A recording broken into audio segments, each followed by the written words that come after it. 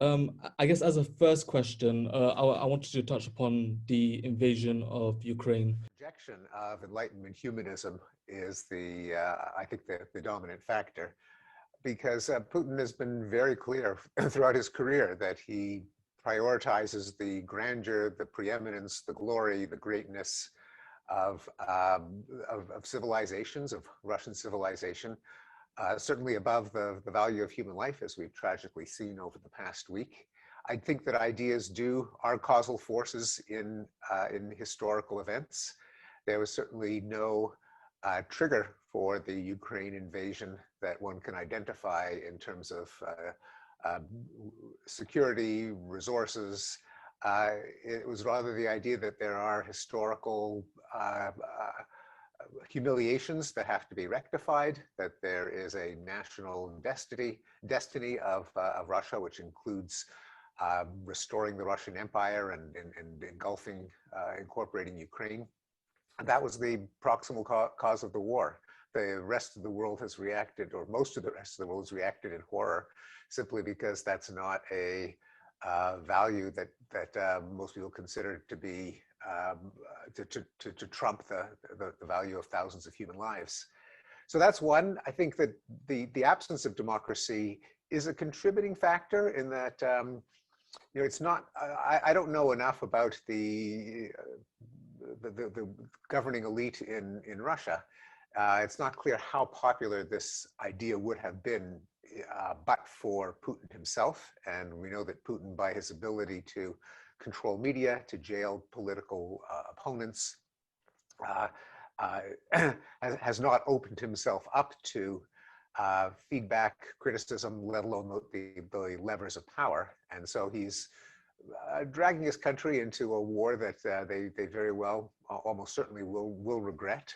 Now, it's not that that's impossible in democracies, as we've seen in the United States with the invasion of Iraq.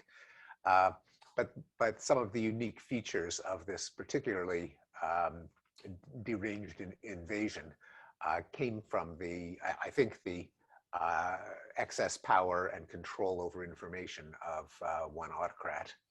Were these contributive factors significant for stalling Russian aggression, and if perhaps not outright preventing war?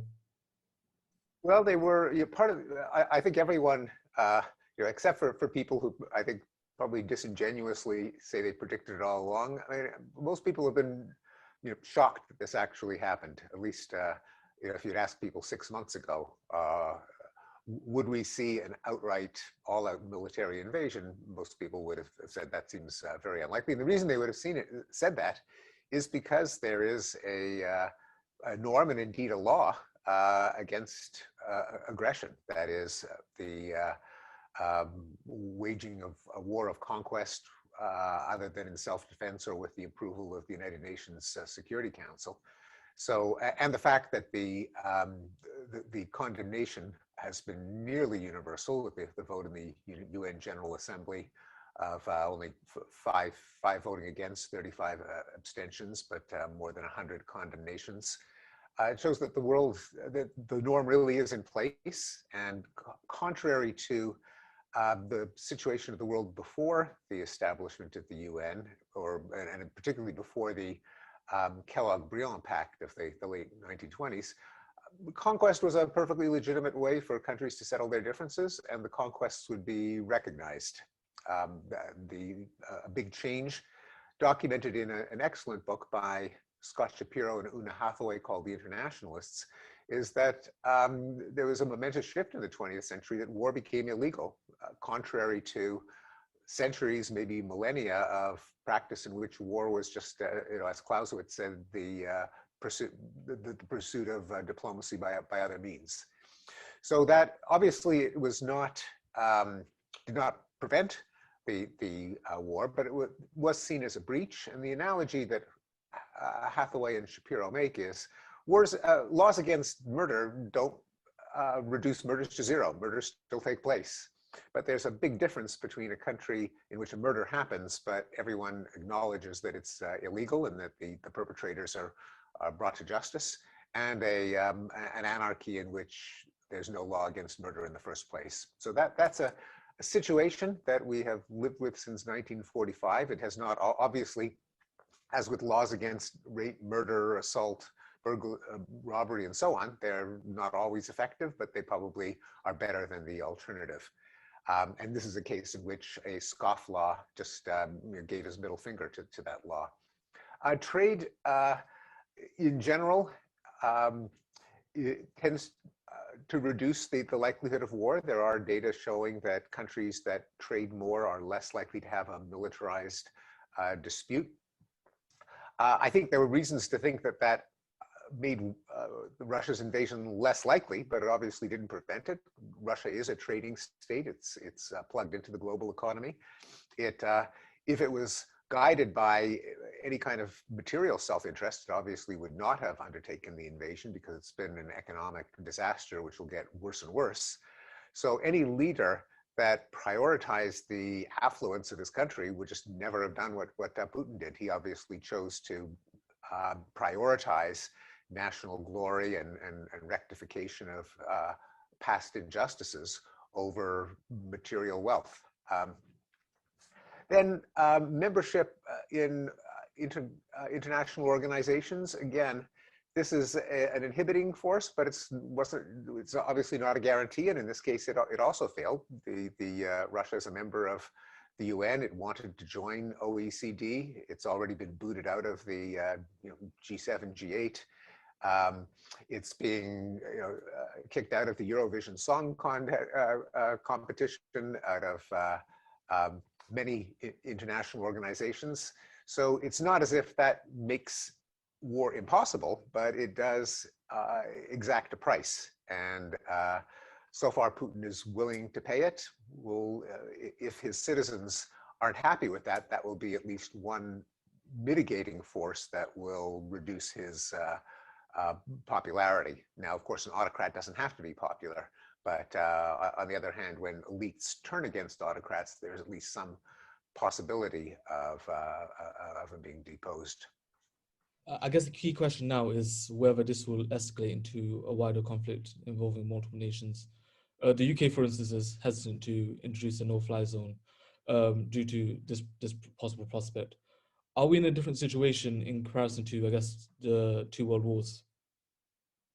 Well, we are in a different situation, although there's no way of saying that we can't return to that situation. But one can imagine if a provocation, or not a provocation, but as an actual breach of international law would have taken place 100 years ago, it's quite possible there would have been an armed response from NATO or the US and the EU. That's very unlikely to happen, precisely because no one wants a world war. That doesn't make it impossible, but it makes it unlikely. And of course, the policy is right now of the United States is not to put boots on the ground or air power. For that reason, I suspect a no-fly zone is unlikely. I guess, could you possibly expand on what exactly in terms of policies, in terms of values, one needs to do from here on? Not recognizing that is as an ultimate value. Like, what are our policies ultimately designed to maximize, to foster? There is a view that there is such a thing as spheres of influence, that there are natural domains that countries have a right to values like the glory, the grandeur of a country are causes worth dying for, worth fighting for.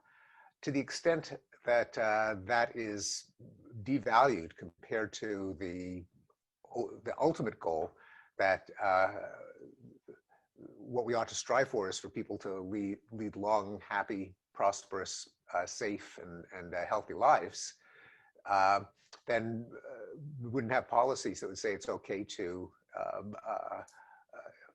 wage a war to restore your glory, that the price of thousands of lives would be worth paying only if it prevented an even greater number of lives from being ended. I think most of the world is heading in that direction, which is why the condemnation is so widespread. It's certainly not universal, and authoritarian and nationalist populists the world over don't subscribe to it. So it is a battle of ideas, of values. The European Union, to a large extent, is committed to it. I think more and more of the world. But there are also very powerful counter-Enlightenment, romantic nationalist, romantic militarist, authoritarian, populist ideologies that are opposed to it.